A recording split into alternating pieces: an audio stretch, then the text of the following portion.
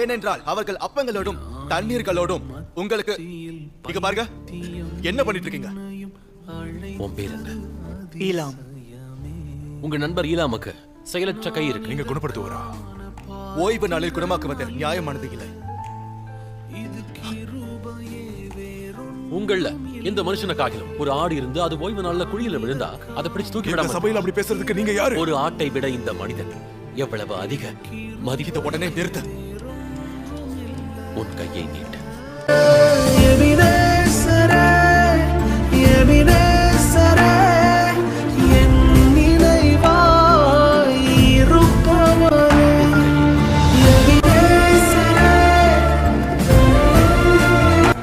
வெளியே போ.